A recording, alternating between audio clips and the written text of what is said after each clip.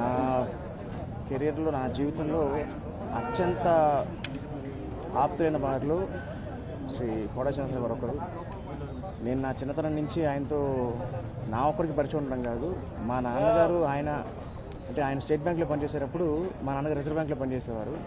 దాదాపు ఒక 20 ఏళ్ల పాటు నాన్నగారు కోట గారు కలిసి నాటకాలు వేయడం, వారి స్నేహం అలా కొనసాగిన తర్వాత నేను ఆర్టిస్ట్ని అయిన తర్వాత ఆయనతో చేసిన ఎన్నో సినిమాలు, ఉదాహరణకు లిటిల్ సోల్జర్స్ సినిమాలో అయితే ఆ టైంలో మొత్తం ఆయన నిజంగా నన్ను సొంత కొడుకున్నట్టే చూసుకునేవారు.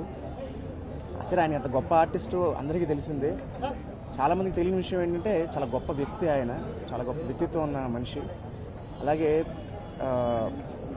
సహాయం చేయడం విషయంలో కూడా ఎప్పుడు ముందుండారు అన్నింటిలోనూ. సో ఆయన దగ్గర నటనతో పాటుగా వ్యక్తిగా కూడా ఎలా బతకాలో నేను చాలా నేర్చుకున్నాను. అండ్ తెలుగు భాష అన్నా, తెలుగు వారన్నా ఆయనకు అమితమైన ప్రేమ. అప్పుడప్పుడు ఇక్కడ వచ్చినప్పుడు నేను కలుస్తూ ఉండేవాడిని. బట్ ఇవాళ వారింటికి ఇలా రావడం చాలా చాలా బాధాకరం. భగవంతుడు వారి ఆత్మకి శాంతిని చేకూర్చాలని మనస్ఫూర్తిగా కోరుకుంటున్నాను.